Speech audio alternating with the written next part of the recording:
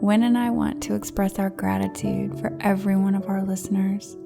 Thank you for being a part of this podcast and sharing this space with us each week. We are now offering an opportunity to work with Wynn or myself individually in a deeper look towards what's true about life and who you really are. If you'd like to know more, email me or Wynn for more details. In a 3-day dive under the noise, anything is possible. Let's find out. Now onto the podcast. Welcome. This podcast is an exploration into being human and what's possible when there's less attention on the noise in our heads. Warning. While listening to this broadcast, you may experience moments of deep peace, sighs of relief, personal insights, or long stretches of dead air. Do not be afraid. This is normal.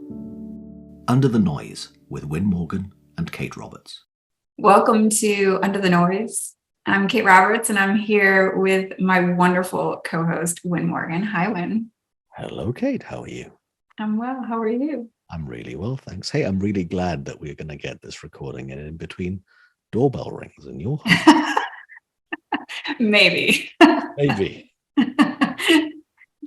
Full disclosure, I'm now going to tell everybody what just happened. We paused the recording because Kate's doorbell went. Yes, we did. Yeah. Why would my doorbell not be going? Because my doorbell doesn't work. Well, my cat might actually walk through the cat door too and make a bunch of noise, so we'll figure it out. That's not going to happen to me. I don't have a cat. Because you're the neighborhood grump, Wynn. Someone said that about me. You. So I had an idea. You did? I did. So I had this thought.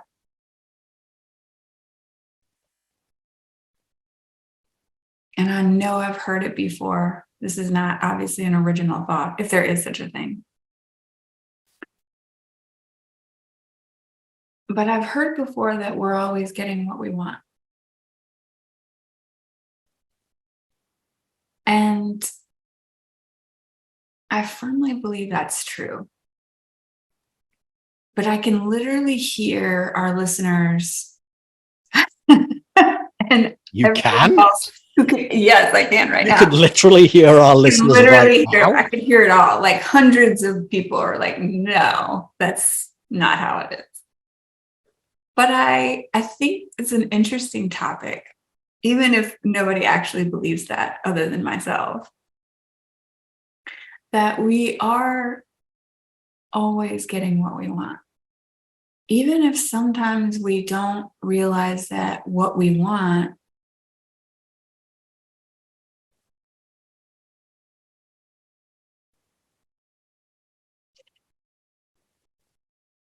is something a little bit deeper.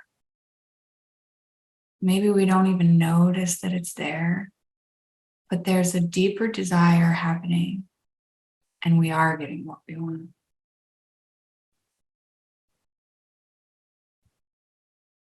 Like it's truer than like our desires on the surface, right?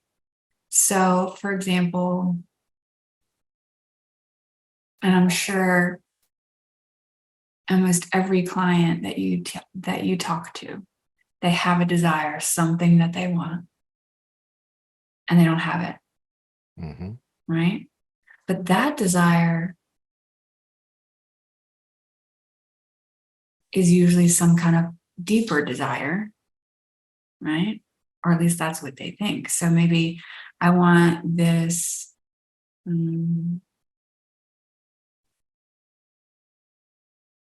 Let's say I want to get this promotion at work, and I want you to help me get this promotion at work. But underneath that, there's a desire, right? And that desire is to feel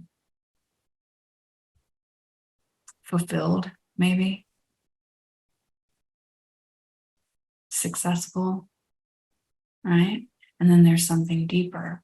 Now, it could also play out in a different way, in that I say I want this, and I really think that I want it. This is what I want, right? So say you are coaching somebody that wants a successful coaching practice, but they can't figure out how to do it, or they're not doing it for whatever reason, because there's an underlying desire, which I understand, is I'd rather be safe. I'd rather not fail, right? I'd rather play it safe than put myself out there in that way. And so this idea, I love this, and I totally believe this, that we are always getting what we want, and it may not look like it at all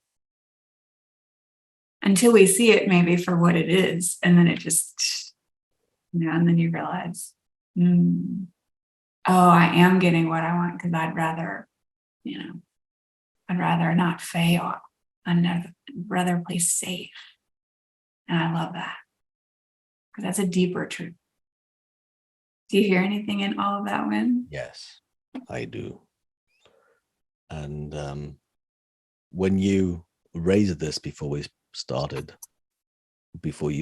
pressing record, and before the doorbell went, I was puzzled by this, because I thought, wait a minute, let's talk about wants versus needs. And I was getting in my head a bit about that, because I think that we do get what we need, but not always what we want. And then you shared that with me about a coach who's not got a thriving practice, but they want the feeling of safety more than the feeling of having a thriving coaching practice. And I went, oh, I know tons of people like that. And then I had this other thought, which is, oh, I remember this one. I want to lose weight while I'm shoveling ice cream into my mouth. And that's what I remember, right? I remember doing that, having that thought, I want to lose weight while I've got the spoon, kind of like doing, repetitive strain injury to my arm, because it's like going automatically from the 25-gallon tub of everyone's favorite brand, and then salted caramel, and it's just like shoveling it in. It's just like, well, I want to lose weight, but I also want to eat ice cream. But clearly right now my want for ice cream is higher than my want to lose weight. So when you said that and you talked about it, I went, oh yeah, I can relate. So what's your underlying desire? Well, I want to taste tasty things. And anyone who knows me, who's hung out with me, knows that, geez, I get one taste of something, whether it's a drink or a food, and I can just go, oh my God, this is just insane. This is so good. And then people laugh at me, at my reactions to what I eat and drink sometimes, because they're, I'm in it.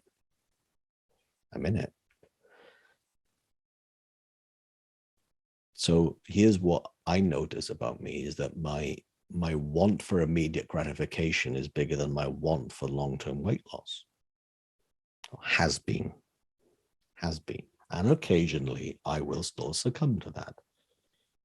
I had some sugary things this past weekend. Some carbohydrate-y kind of things. When? I know, and I haven't had that kind of stuff since late February. But what's funny is that I don't know what I'll want later on today or tomorrow. I wonder when, though, if there's a deeper desire than that. Okay. I've had that conversation. You know me well enough. And we've talked about it on the show before, that there's a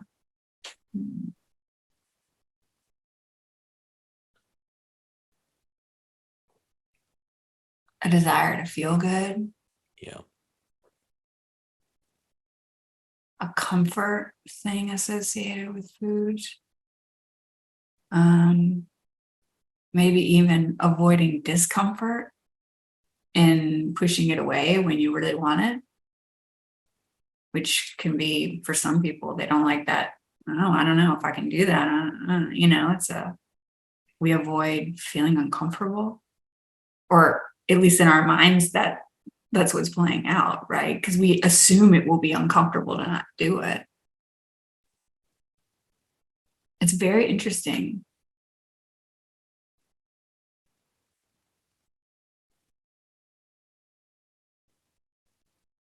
And yet, we can't see it till we see it.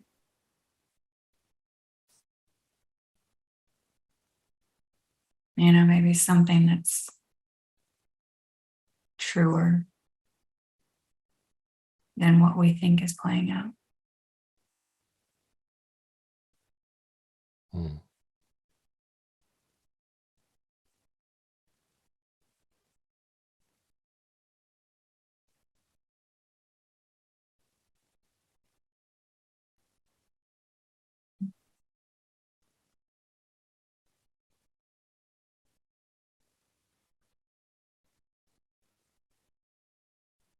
And it's actually, like one of my favorite questions in a conversation with somebody who says they want something, but they can't figure out why they aren't getting it, right? And I've had that question put to me as well. So it's like, if we assume that we're always getting what we want, what are you getting? What are you getting out of this?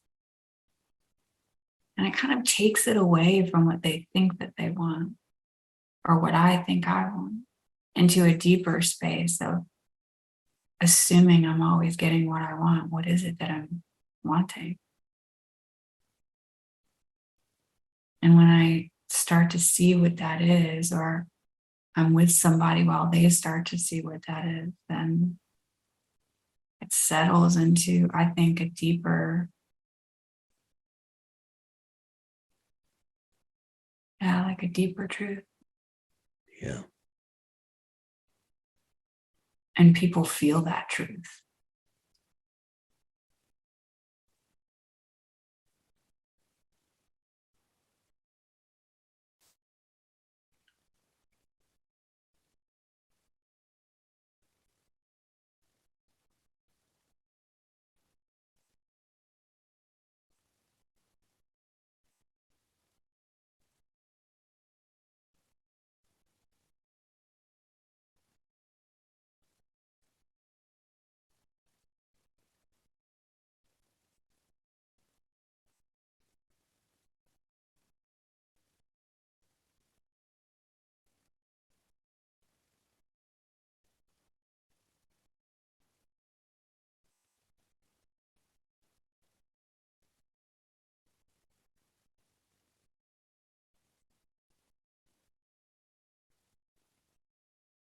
Something just occurred to me.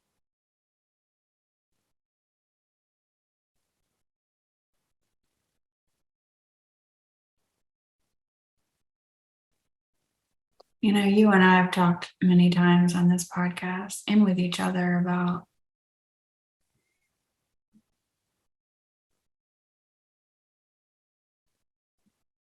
how we experience life, how we're creating our experience of life through thought.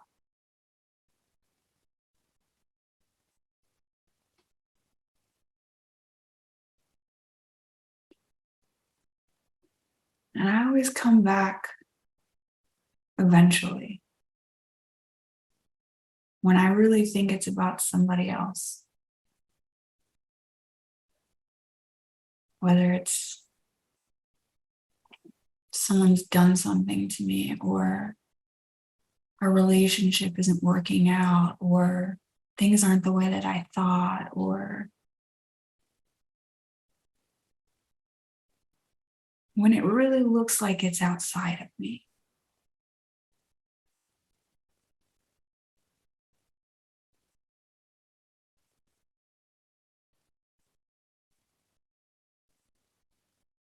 And it may take me years, I think, sometimes, or seconds. It could go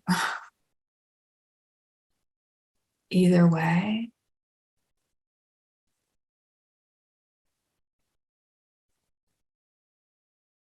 but it's like this deep fundamental desire to experience the unconditional love that we are, regardless of what's playing out in our lives.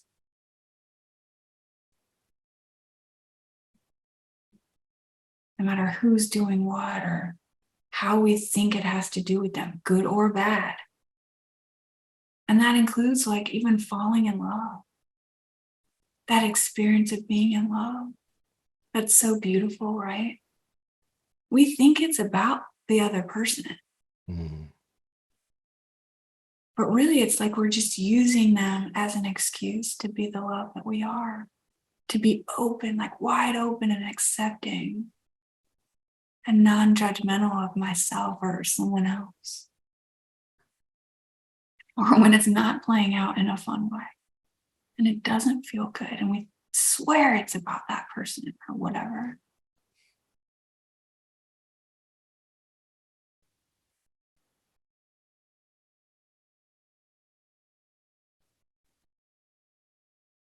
But the whole of who we are is unconditional love. Mm. And that's all we ever really want to experience is that version of ourselves.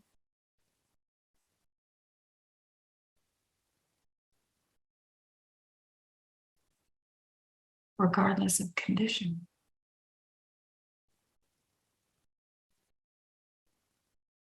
I wonder if that's what we always want ever, if it comes down to that.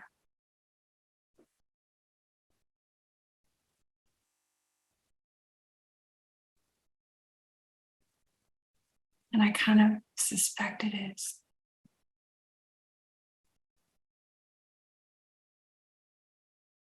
I don't know. That's just what came up.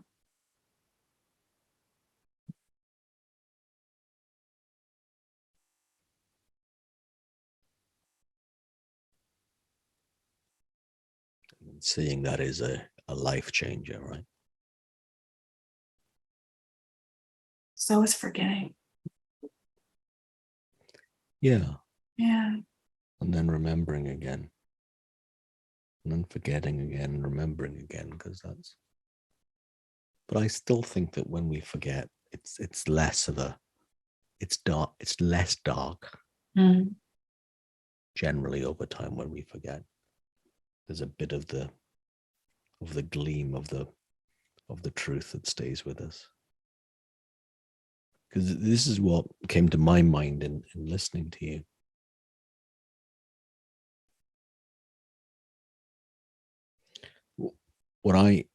When people say what they want, often the first thing that they say they want are things. You know, you just talked about, I want the promotion. I want a better boss. I want to be in the relationship of my dreams. I want that house. I want to win the lottery jackpot. I want things. And this occurred to me sometime in the past year, that why does anybody do anything? What, any one of us, why do we do anything? And it looks like it's for those things, to get the things that we want in the material things of life, in our circumstances. And to your point, it's when we see that that's not where feelings come from. The experience of life does not come from the bigger house, the better view, the different relationship, the better boss, the promotion, the car, the whatever. Then it offers a different question, which is why, what do we really want? We really want a deeper feeling. You talked about the unconditional love, and other people have different words for it potentially, right? So you listening, wherever you're listening to this right now, is what is it that you really want underneath it all? Ultimately, what do you want from life? And I remember doing this, a poll for people. It's 10 years ago now, easily. It might be 11 years ago now. And I got a huge response to this poll, a few hundred people, which to me at the time felt like a lot of people. And the overwhelming feeling that people wanted was peace of mind, which that surprised me. I was expecting confidence. I was expecting other stuff, other feelings to come to the fore. And what also surprised me is that the things of life were far lower down, because when I ask people, like people who want to be coaches, successful coaches, what do they want? I want a successful coaching practice. As long as that is not in order to feel something, great. So I want to have a loving relationship in order to feel loved or lovable. Ain't going to work that way. I want to have a great boss, so I never have to feel pressure at work. Pressure didn't come from the boss, right? It's to get rid of the tangle that it looks like the cause and effect. Cause is external, causes the internal feeling. But when we see to that point that you just made, when we can notice that unconditional love is the given, the default, when we're not in our heads, when we're not listening to the noise in our heads, when we're under the noise. And we see that as, well, to me anyway, I'm going to speak for myself because I'm not going to be as presumptuous as I just might have sounded then with a we. For me, when I see that all of those, the feelings I've always wanted are a given, then I can go play. I can play with the stuff of life.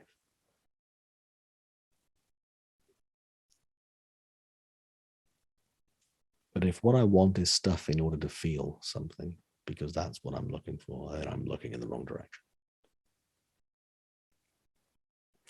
But also going back, there's a conversation that I had with somebody earlier today, and they're having some, was it my second conversation with this person? And they're what would the word be? Have an estranged son from the family. Was it son or daughter? Daughter. Crikey, I don't forget that.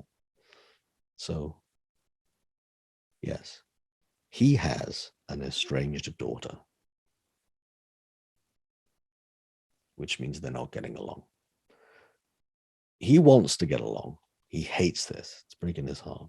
And he thinks it's breaking her heart too, because they used to have, like for the first 20 years of her life, the daughter's life, they were so strong. And the father has got his, he's got a very strong opinion about this person's life, his daughter's life. And I asked the question, do you want to be right or do you want to be in a relationship with your daughter? Now, I had no idea why that came into my head, but it was obvious that there were two wants that this person was saying. And bless him, even he broke down in tears on Zoom. He said, thanks, that's all I needed to know. I've been wanting to be right. And that's a terrible, terrible idea. I'm going to apologize. And half an hour earlier, if I'd have said, hey, do you think it's worthwhile apologizing? He'd have said, me apologize? Are you kidding? And then it just became obvious that what he thought he wanted was to be right, was the only thing getting in his way of what he really wanted, was to have a great relationship, a loving relationship with his daughter again. But sometimes it's easy for us to get confused over those things, like me with my ice cream, me with my short-termism, me with anything else that I think I want, when in fact what it's serving is a deeper want. And when I see that for what it is, it can often offer up a whole other way to live.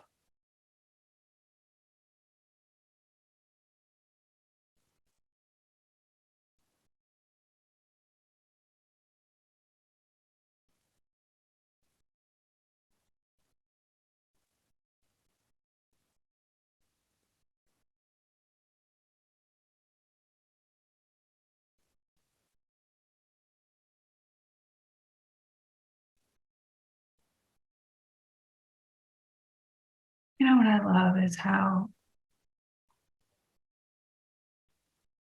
solid the truth feels when we hear it. Even if it's like your conversation was a question, but the answer inside him was so solid that there was no getting around the truth of that answer.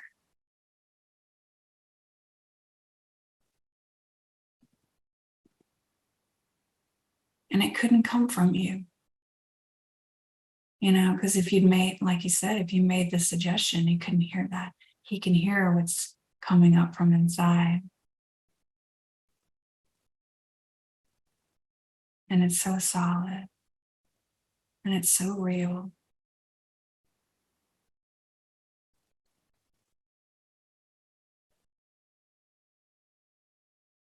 That I think if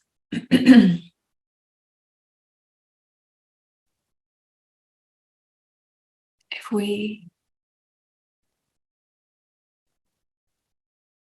were able to find a space when things don't look like it's going our way, what we would prefer life to look like. We're confused.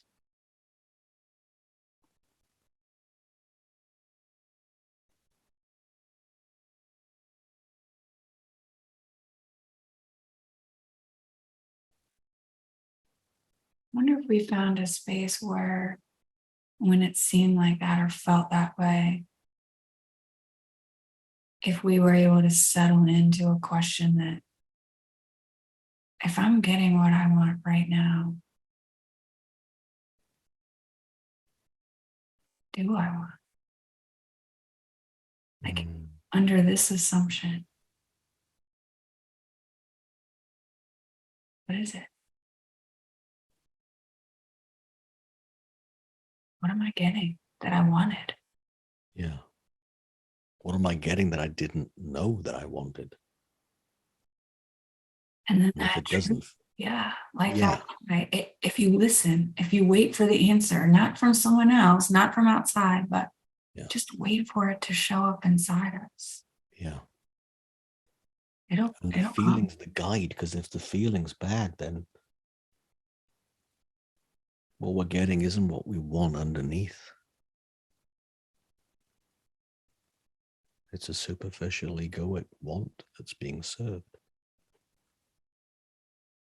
To me, anyway, I can notice that for myself. Yeah. It's not one of those soul-enriching wants that I want to remember on my deathbed.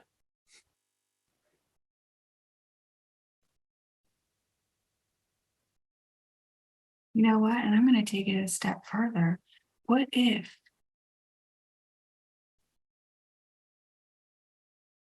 I got a ticket in my car for Cash for Life Lotto? Okay. What if I got that? What if I got like the thriving coaching practice? What if I asked myself then, what do I think I'm getting from these things?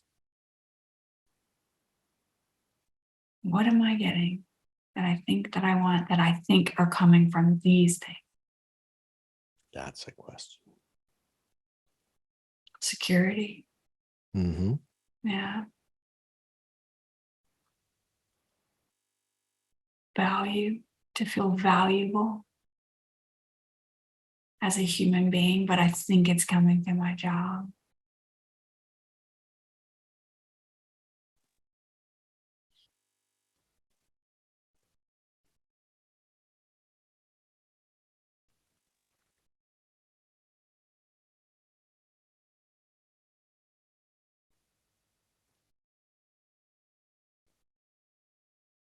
I mean, I could guess what the common ones would be: security, lovability, value,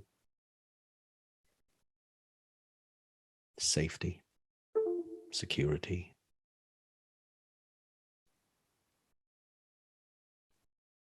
goes back to that whole paradigm of we think that things make those feelings occur.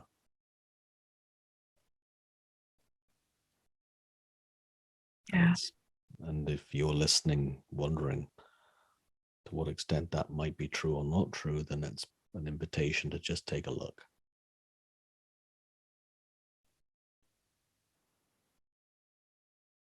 To what extent did the last thing you want give you the feeling that you really wanted it for? And how long that feeling lasted if it did. Because I don't know anyone that, made $1 million and then didn't want another one. There's one person that springs to mind, sold their first business for, not a small amount in anyone's mind, but apart from this person, and then sold their second business. And then all they wanted was to sell their first business for a bigger amount again, which was, the only way of doing that was to set up a third business and sell that to make up for it, right? It was constantly moving along for the next big thing, under the illusion that I'll be happy when, I'll be safe when, I'll feel secure when, I'll have enough when, I'll feel enough when.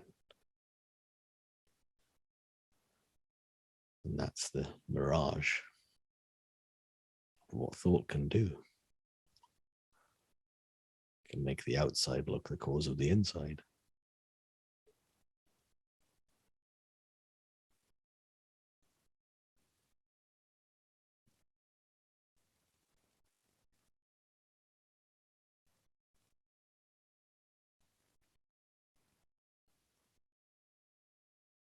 Yeah, I love this question. Really rich, Kate. I'm glad you thought of this. For sure, if that wasn't me, when. Oh, well. Because all I've had in my head, when you started talking about it, I had the Rolling Stones song in my head. You can't always get what you want, but sometimes you get what you need. Mm-hmm. That's what my first thing was. What are you talking about, Kate? What are you talking about? Then I went, wait a minute, listen to that, not Mick Jagger in the 60s or 70s, the song in my head. And then, this has been really rich.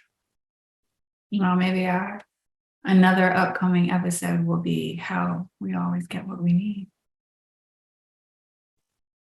Yeah. Then we could play that Rolling Stone song. It's a good song. Thanks, man. My top 5 Rolling Stone songs, in my opinion. Yeah.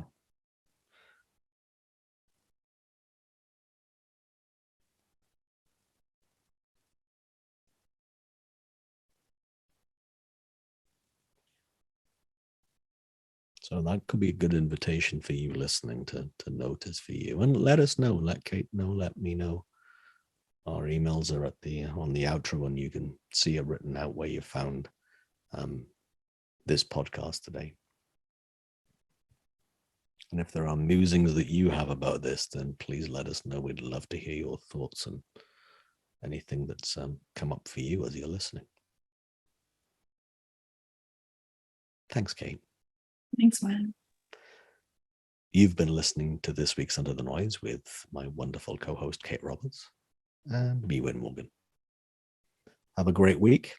And if you've got any thoughts about this episode or any other episodes that you'd like us to talk about a specific topic, then please do let us know.